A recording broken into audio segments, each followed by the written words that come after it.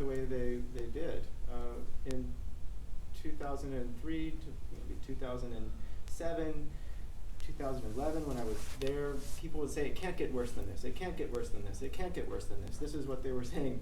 So it's been worse, it's been bad for a long time. People have been oppressed for a long time. But it got much worse, actually. So I'm going to tell you about what that looks like, how it got so much worse, and I'm going to talk about some of the economic drivers behind it.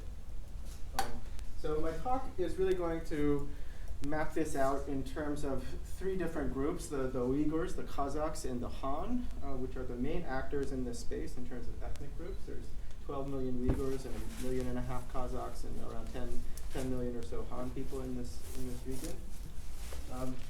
And I'm going to talk about a concept that I call terror capitalism, sort of a rubric to think about a security industrial complex that's been built up over time and that is now really driving the economy of this region. It's tied into forms of colonialism as well. So there's a lot of moving parts and history that's built into this project, but as it emerges now, it's really focused on terrorism and a kind of capitalizing on that rhetoric of terrorism. So I'll talk about the context of this, the goals, and some of the drivers that are behind it, and what the kind of global implications are for all of us.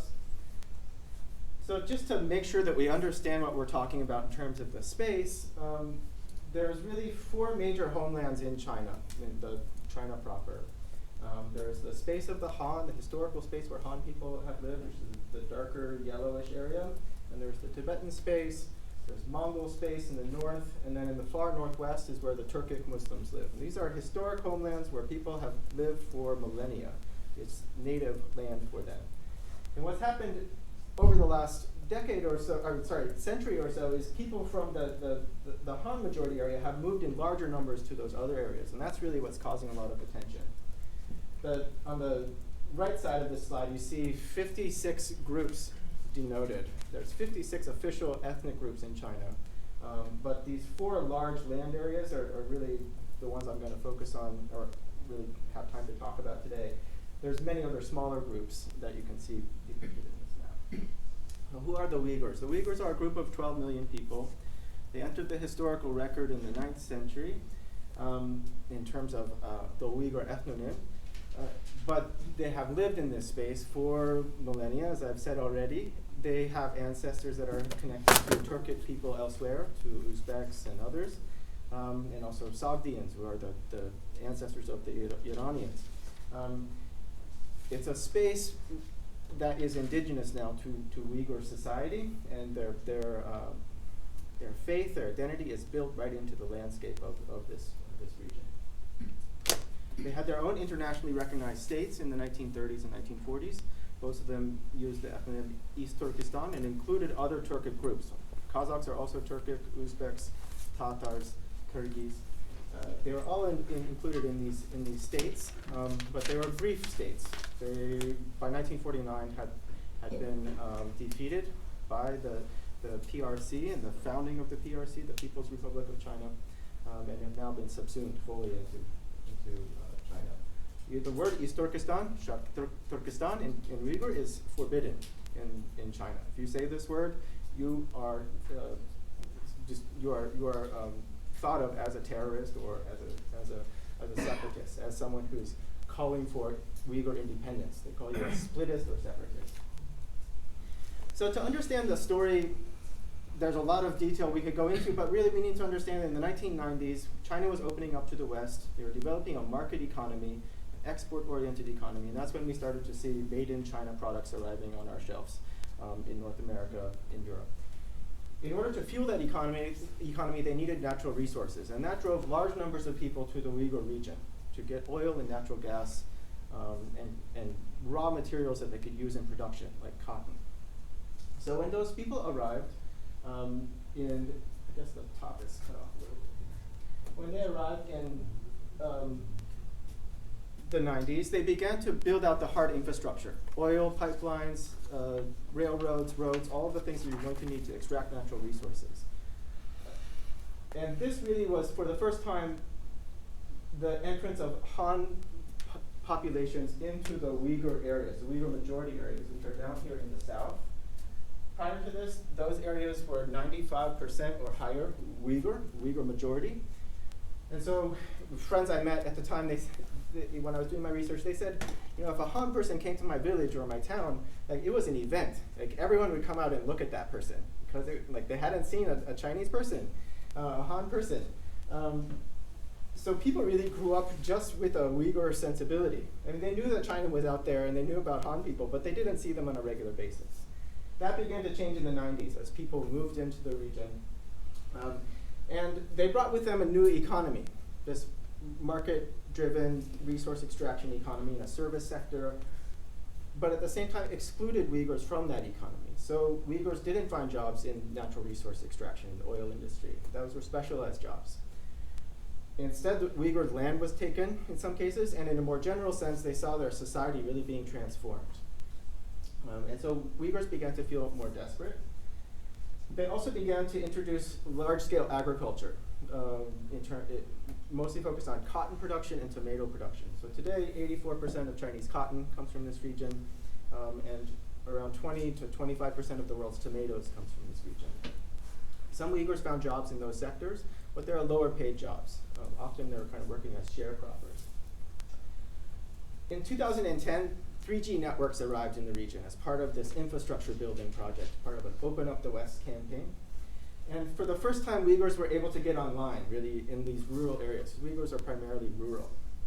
And so in 2011, when I was doing my first year of fieldwork learning Uyghur and Chinese, everyone was buying a smartphone. They were buying these Android devices, Huawei phones, very cheap, and they were putting money on a phone card and beginning to connect with each other using a new app that also came online in 2012 called WeChat.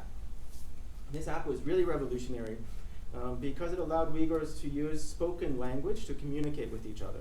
Many Uyghurs had varying degrees of computer literacy, and also many of the devices didn't support Uyghur vocabulary, Uyghur script.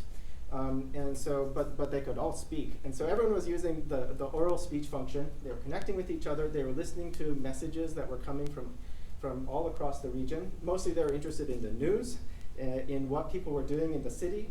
They were seeing pictures of people that had traveled to other places. They were also connecting with people living abroad, with people living in Turkey and Egypt. And this was the time of the Arab Spring, so they were interested in political events that were happening in the broader Muslim world. And they were also interested in piety, in what does it mean to be a contemporary Muslim. And so many people began to listen to teachings that came from WeChat, from teachers that weren't authorized by the Chinese government necessarily. Some of the teachers were based in China, but others were based in places like Turkey. Around the same time that WeChat arrived and 3G networks and all of this, people began to move from rural areas to the city in larger numbers, especially young people, the WeChat users. So when they came to the city, they often found community around the mosque space. Some of them came for a variety of reasons. The primary one was economic opportunities, but the secondary reason was religious freedom, because they said in the countryside, everyone was in each other's business. You couldn't go to the mosque without everyone noticing, but in the city, you could go. And at the same time, they were using WeChat to connect with each other in the city. And so they built these social networks in the city. And this is something that I really focus on in my ethnography. I spent a lot of times in prayer rooms that are around these mosques where people would discuss the messages that they were reading or listening to online. And really trying to understand what does it mean to be a contemporary Muslim. So what they were interested in was not necessarily political Islam, but what is halal, what is haram? How should we be a Muslim today? How should we conduct our weddings? The things that we've heard about already. This image is from 2014, and at that time there was more people than could fit inside the mosque on a Friday prayer. Today the space is fully empty. No one is going to pray. I've already mentioned that a lot of the Islamic practice was connected to technology. And this is important for what comes next, because people didn't realize that they're leaving a digital footprint whenever they download a message on WeChat, whenever they share things on their phone. It's difficult to delete the things that they think they might have more control over. In May 2014, the Chinese state introduced what they called the People's War on Terror. part of a new hard strike campaign. And this was in response to a number of things. First, I think it was the concern with the growing religiosity among the Uyghur population. People were appearing more religious in their appearance. But there was also violent incidents that happened in Kunming and Beijing, which are other cities outside of the Uyghur region, and in the Uyghur region. And these had some of the markers of what is described sometimes as terrorism, religiously motivated violence. Often the violence was actually a result of local injustice in the person's life. But it did have those markers, and it really alarmed the state and the Chinese public in general. The event in Kunming was described as China's 9/11. Around 30 people were killed by a group of Uyghurs that were using knives to kill people in the train station. So in May 2014, they introduced the People's War on Terror, and they also introduced along with it a de-extremification campaign, which looked like this. In the neighborhoods where I was living, they posted these posters that said it's no longer permitted for Uyghurs to have beards if they're a man under the age of 55. Women can no longer veil themselves, and Islamic symbols in general are forbidden. We also began to see people disappearing from the streets, from the city, being sent back to the countryside, and already being sent to camps that were being built, often they were using high schools that were already built, transforming them into sort of prison spaces. So what are the goals of this People's War on Terror? It's really quite similar to the American or Canadian War on Terror, if there is that. The Bush administration after 9/11 introduced this to the world, a global war of terror, a war without end. And China picked up on that rhetoric within a matter of weeks. Prior to this, China hadn't discussed Uyghurs as terrorists. They had said they were separatists. All of a sudden, they started to really begin to talk about Uyghurs as terrorists. In this case, the terrorists are not far away. They're part of the space in which the war is being conducted. They're a native population. They're citizens of the country where the war is taking place. So they're not far away in Afghanistan or Iraq. It's also using different tools. So it's not using bombs or drones to a large extent, but instead using surveillance systems, camps, and most recently, forms of coerced labor. But it is framed as a counterinsurgency. That's how the Chinese state talks about it, which is coming from the Iraq context. It's producing a new form of racialization. So it's targeting an entire group of people based on their ethnicity, their appearance, and also their religion. And it's utilizing the rhetoric of terrorism to conduct this war. So the war space and wars in general open up a space of exception where the normal rules no longer apply. You can act with impunity toward that population because they are suspected of terrorism or potential terrorists. Uyghurs in this context are described as extremists or pre-terrorists. And what the Chinese state says they're doing is they're preventing terrorism by detaining people. In order to accomplish this, the state needed to establish sort of full spectrum intelligence of the population. That's counterinsurgency 101. You have to know everything about everyone. And in order to know those things, you need technology. You need ways of assessing Uyghur speech, of surveilling Uyghur movement through space. And so they needed to develop those tools. That's the first phase. The second phase was, what do you do with these people after you re-educate them or put them in the camps? You put them to work. And so there's a proletarianization of the population. I'll talk about both of those phases, those two modes of production. The first phase, the technology phase, was really a security industrial complex that combined higher education, research institutes, policing, armed police, the state security, and also private industry, technology companies. So there's now terrorism studies centers or counterterrorism study centers across China. There's many journals. The policing theory and military theory is really focused on Xinjiang, the Uyghur region. And many of the leading computer vision, artificial intelligence technology firms in China are also focused on this region. And they're working together. The initial goal was to break the autonomy of the Uyghur internet. They wanted to stop people from using WeChat as they had used it in the past. There's 1,400 tech firms working in the region. In the last 2 years, they invested $7.2 billion in surveillance technology directed towards the Uyghurs. And this is actually a little dated. 2016 and 17 was $7.2 billion. A few examples of the tools that have been developed are there on the right. The one on the upper left is from a company called, or upper right is from a company called Mia Pico, which automates the recovery and assessment of deleted files on a device. They plug through a USB cable, they plug in this device into your phone or your computer, and in a matter of minutes it will assess everything that's on your material for terrorism or extremism content. And often it's pulling up things that you thought you deleted, that you realized that now is no longer allowed, and so you tried to delete them, but they're able to recover it. They're using this tool on a very wide basis. In some of the internal police documents I've reviewed, in a single neighborhood, they've scanned 3,000, 4,000 devices in 1 week. So it happens over and over again. Another thing that they developed was a tool that would automate the transcription and translation of Uyghur speech into Chinese, and thereafter could be assessed for content that was flagged. And the company that did that was a company called iFlyTech.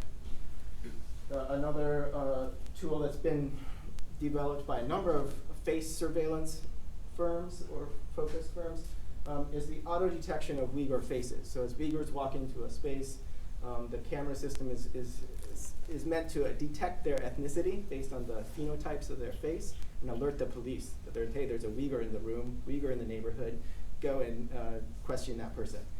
They haven't fully implemented this or operationalized it. They said they have about a 30% success rate, but they're working on making the tool more accurate.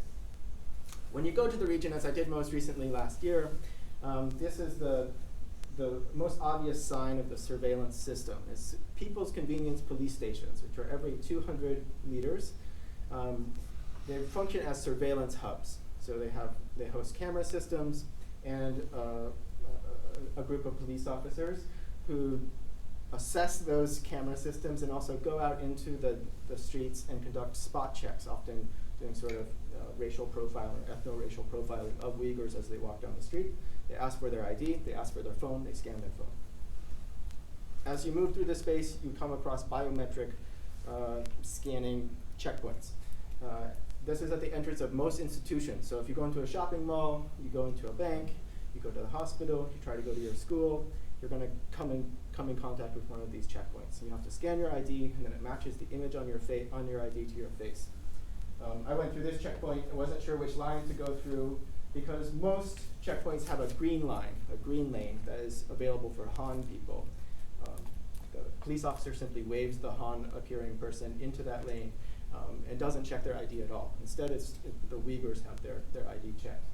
So I was speaking in Uyghur to these Uyghur folks, and they said, I said, I'm not Uyghur, I'm not Han, which lane should I do? And they said, oh, you speak Uyghur, you should go through the Uyghur lane.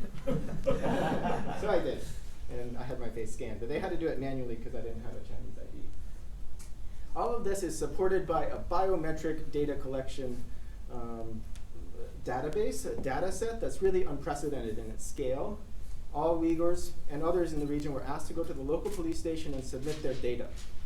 DNA, blood samples, fingerprints, iris scans, and in some cases face scans, which is actually a face print, taking pictures from all sides of your face, asking you to make different expressions on your face so they get a full read of all of your emotional states. It's a way of getting a full spectrum view of you and your face, so you can't obscure yourself. And they also recorded voice signatures from each person. So you had to read something into a device so they get a unique voice signature for each person. They can recognize you just by listening to your voice. 36 million people participated in this, which is higher than the total population of the region, so it's more than 100% participation. And also, just to pause for a second, that's also, I think, not that far from the population of Canada itself. So this is a significant population of people. Uyghurs themselves is like a third of the population of Canada, if I'm right. I think I looked this up the other day, just to make that sort of comparison for you. Am I right? Mm-hmm. Yes? Okay. In addition to the data collection, they also sent people into their homes to do human surveillance. So the first thing is connected to signals surveillance, signals intelligence. The second one is human surveillance. These are government officials coming into people's homes, asking a whole series of questions about the people there to kind of create a biography for each individual and then add that into a database. One of the things that those people were tasked with, and other police officers, was to assess the population, to decide who's trustworthy, normal, or untrustworthy. There's 3 categories. You start with 100 points. It's sort of like a report card. You start with 100 points and you're trustworthy, and then for each category that applies to you, you're deducted 10 points. And so you move down into the normal category, and then from there into the untrustworthy category. So the first 3 categories are just about the person's kind of existence in the world. What is their age? Are they of military age? -10 if they are. Is their ethnicity Uyghur? Also deduction of points.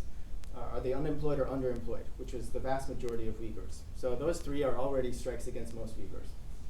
Then we move into questions about social relations and travel. Did the person have a passport? Did they overstay their visa when traveling abroad? Do they have a relative that's lived abroad?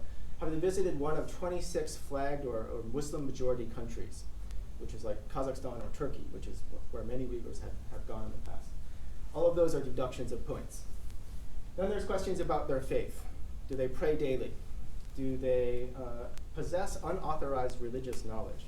Remember I said that many people are using WeChat and other devices to receive messages that weren't from state-sponsored imams. They've been part of Quranic study groups and things in the past. So this applied to many, many people. And also they could find clear evidence with the technology that they had been part of those groups. The last category is, have they taught their children about Islam in their home? So through this process, many people were determined to be untrustworthy. And just to really emphasize the point about religious knowledge, it's all of these things. There are 75 signs of religious extremism. Abstaining from cigarettes or alcohol is a sign of extremism. Maintaining halal standards, not swearing, also signs. Going to the mosque regularly, fasting during Ramadan. And then there's a number of things about that could be connected to technology, listening to unauthorized religious messages, being part of a religious study group, or studying Arabic or Turkish, having illegal children, having a VPN, having WhatsApp or Facebook, watching TV shows that feature Muslims. Those are all signs of religious extremism and signs of unauthorized religious knowledge.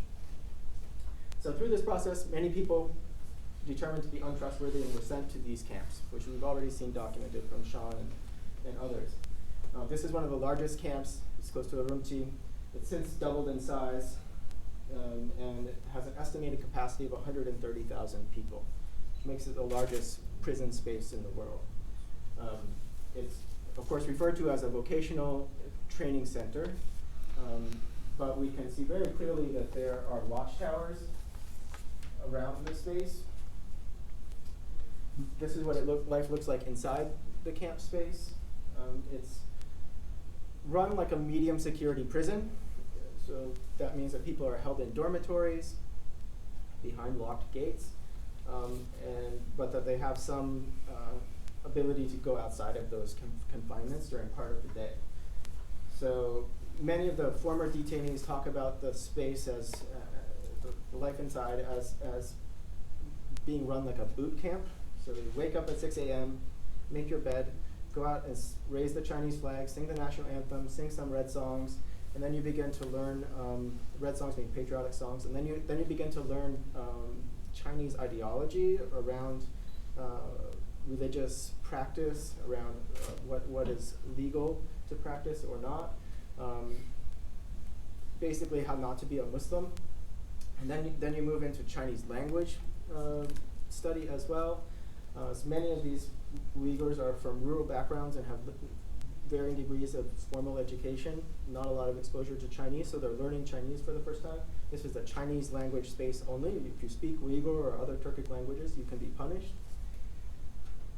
There's also, we know from government documents that were recently released just in the last 2 weeks, a feature that's common in which people are asked to stand and confess their past crime, which is studying the Quran or teaching their children about Islam, and denounce that past behavior, admit their guilt, and tell the state authorities that they're appreciative of the second chance that they're getting. Other people are then asked to publicly shame them, to criticize them for their past behavior. It's reminiscent of earlier kind of struggle sessions that happened during the Cultural Revolution.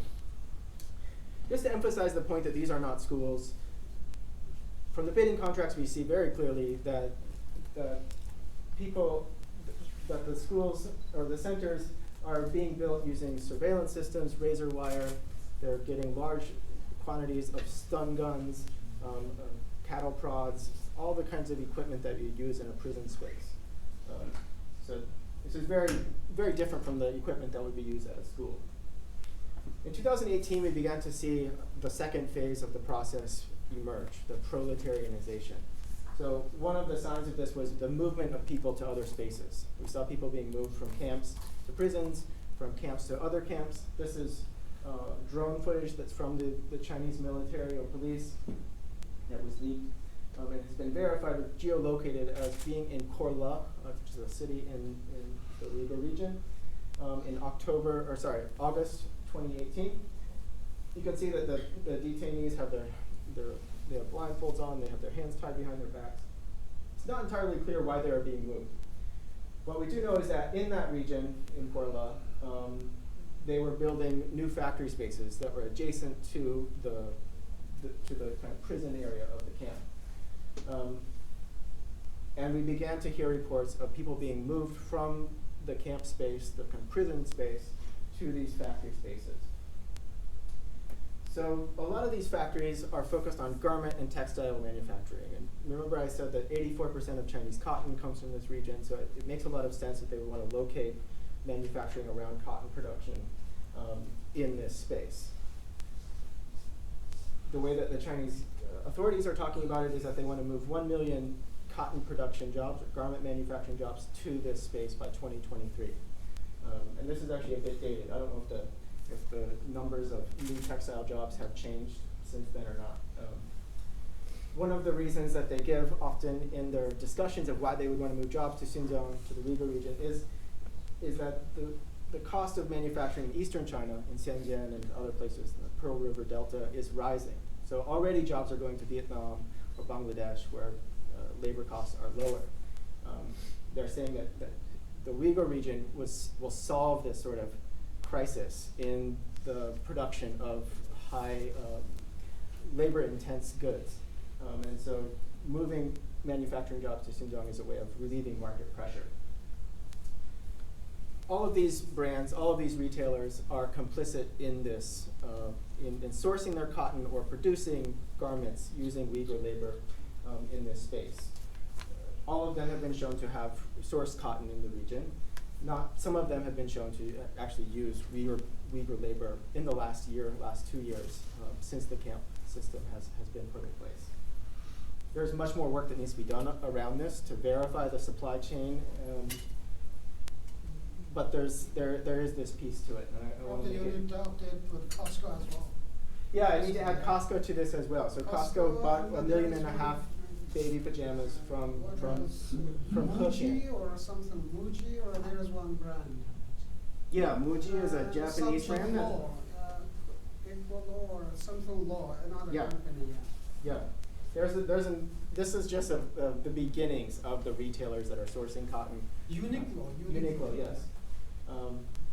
And I'll get into that in a second about Uniqlo. I'll actually talk about that a little bit more. I'm going to begin to end by telling you a little of the story of one camp detainee, former detainee, and factory worker. Her name is Gulzira Al-Khan. She's a Kazakh woman who's currently in Kazakhstan, which is why we know a lot more about her story. She had been living in Kazakhstan and went back to care for her mother, who was ill in bad health. And when she arrived, within 2 or 3 days, she was detained. She was found to be guilty of, it's not really guilty because it's not a legal crime, but she had, the violation was that she had watched Turkish TV shows that had women that wore hijabs. They found this by scanning her devices. She had also, of course, traveled to Kazakhstan and had stayed too long. She had stayed for 3 years, so overstayed the visa. All marks against her, all reasons why she could be detained. She was held for a year in a camp space. Looks like there's some people that might want to come in. So she was held in this camp space for over a year. She said the conditions in the camp space were very difficult. There was a lot of overcrowding, 20 to 30 women in her cell. They were only allowed to use the bathroom for 2 minutes per day. And if you stayed in the toilet longer than that, you're always monitored. There's cameras, and there's also guards that are watching you. They were subjected to electric shocks. She said many people got shocked because of this. They usually shocked them in the head because her assumption was that the bruising wouldn't show as clearly if it was in the hair. She said that at one point when there was higher level officials that visited the space, she was given hair dye to mask the bruising in her hair. She saw many people break down to basically lose some of their mental capacity, and those people that started to act out were often disappeared from the space. Usually the punishments were being sent into isolation or being strapped into a chair, what they call a tiger chair, which is a metal chair where you're just strapped down for 24 hours. So the most humiliating part of that was that you went to the bathroom in that chair and had to sit in it. There was lots of severe psychological trauma that she endured. Eventually she was released. She passed the language exams and then went back to her village under careful watch. But 10 days later, local officials came to her village and said, now you're assigned to work in a factory. I forgot that I had this slide here. This is the camp where she was held for over a year. After the assignment to the factory, she went to this space, which is an industrial park right 7 kilometers from from the camp where she had been held previous. In this industrial park, she was put to work in a glove factory, which looked like this. It's the Ili Jowon Garment Manufacturing Company, which is the subsidiary of another company, a parent company in eastern China, in Hebei. At night, she was held in a dormitory space, which looked like this. It was 3 kilometers from the factory, and was not permitted to leave the premises of this space. There was guards there. They received more re-education at night.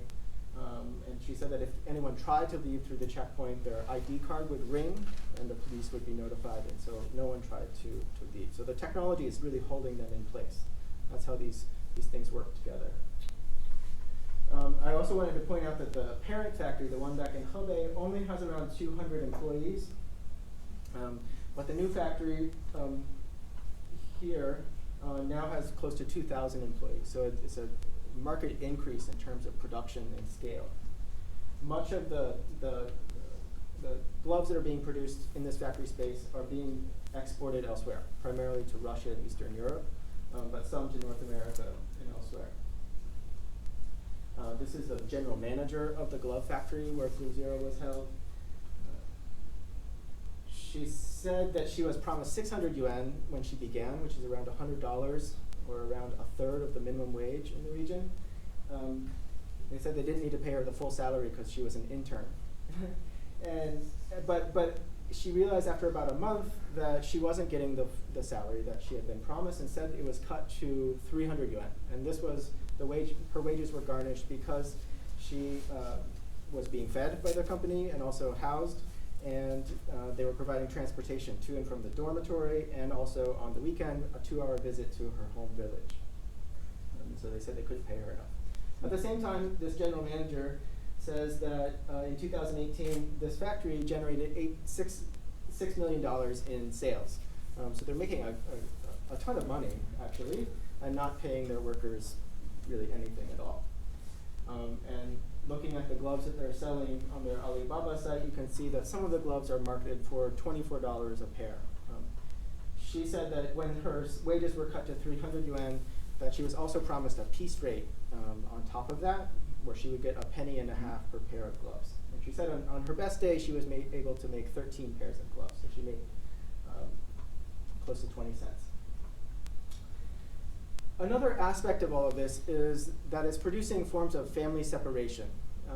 So while Gulzira was held in the factory and camp, her daughters were back in her village, and also one was in Kazakhstan. They are apart from her. She was actually lucky, though, in the sense that her daughters were not taken away from their hometown, weren't taken to a boarding school, a residential school. Many are. So just to look at some of the statistics, in 2017 we saw a dramatic increase in the number of what could be called kindergartens or nurseries or preschools that are actually spaces where children are held on a permanent basis. They're held for weeks at a time without contact with their parents. In the Hotan region, which is one of the largest Uyghur prefectures, around 70% of children 0 to 5 are being held in these kinds of kindergartens. It's not always clear how much contact they have with their parents. There's not a lot of transparency around this, but we do know that they're separated from their parents for long parts of the day and of their life, and they're being taught exclusively in Chinese by new teachers that have been hired just in the last 2 years from Eastern China. Looking at those ads, the teachers are primarily high school educated, people that have a good political background and believe in the patriotic mission of the re-education system. This is what a kindergarten looks like. It's surrounded by barbed wire, and it's impossible to enter the space without express permission. We see also that they're caring for infants. That's very clear. The way this often works is if both parents are sent to the camp, then the child is taken. They're not permitted to be raised by other relatives. And there's a high occurrence of that because if the husband in the family is pious in their practice, they probably share their piety with their spouse. Okay, so those are the two phases of this system, and now I want to move on to some implications, some kind of take-home messages for you all. There's ways in which you could petition your government officials to take action around these issues. One of the things that's happened in the United States is we've recently passed a bill called the Human Rights Policy Act 2019, which puts pressure on the Chinese state. They've responded pretty directly to that pressure. It does so by placing Magnitsky sanctions on key leaders, the people that operated the system, put it in place. And we have a good list of who those people are, a lot of evidence to support it. And it also bans a number of the technology companies that are contributing to the surveillance system and those that are using coerced labor to produce products. So I think there's ways that Canada could do similar work. And just to go back to the discussion around the use of Xinjiang cotton, a number of brands are still actually in their advertising talking about how they're sourcing their cotton in Xinjiang, because it's famous for cotton. The Uyghur region is famous for cotton. So this is from Uniqlo. And these products are fully available here in Canada. If you take a look on Amazon CA, you find lots of Xinjiang cotton products that are still widely available. Global technologies are also a part of this. I've mentioned them in the first half of the talk. These are a number of the companies that have been identified as being key actors in this space. The ones in black have been placed on an entities list in the US already. But there's others that will be added as this new act is put in motion in the US. And there's ways that Canadians could also put sanctions on these companies or refuse to buy them as consumers. It's important to know that this is part of China's development drive. They envision that by 2030 that they'll have $150 billion invested in artificial intelligence development, especially around human surveillance, computer vision. And also that at the same time it will bring a good deal of profit to the country, $7 trillion. So one of the technology spokespeople that works in this space says that a lot of that market potential will be along the Belt and Road, because he said very directly, 60% of the world's Muslim population lives there. So I think from his perspective, it was obvious that these technologies would be very useful to control those populations, that have checkpoint systems, surveillance systems, ways of detecting what people are doing on social media. So he said the security industry in Xinjiang, the Uyghur region, now presents a market opportunity of huge and unlimited potential. And these are just some of the companies that have been part of this, building safe city systems in these spaces. Hikvision and Dahua have received billions of dollars. Or here it's just 1.2 billion, but I think there's been others.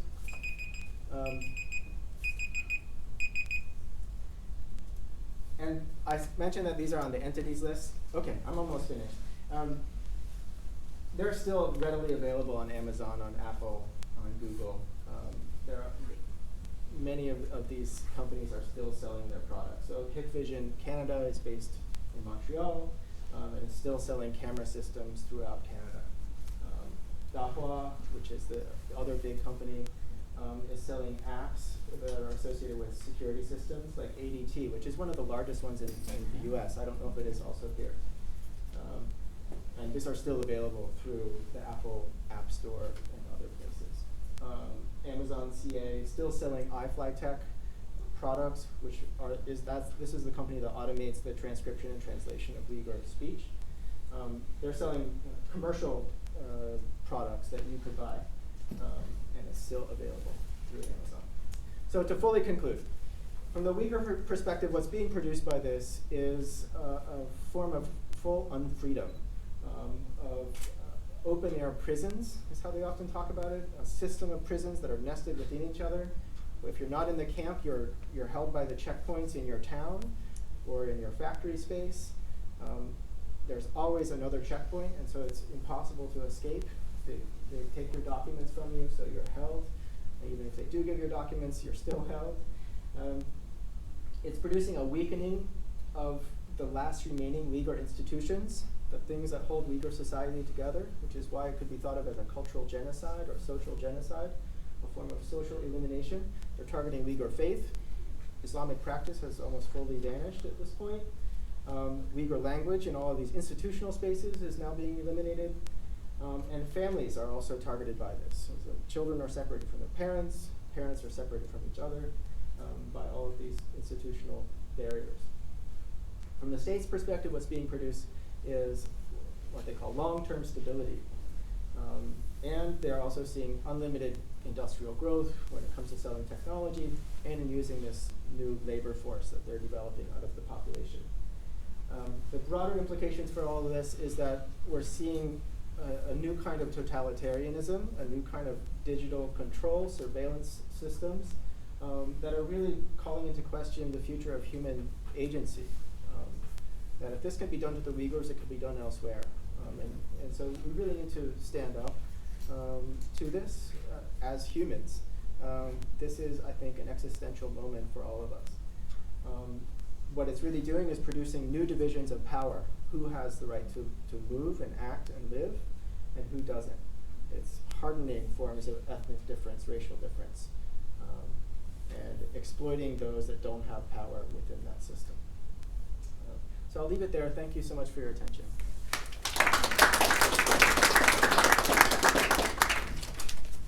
So now we have member 20 who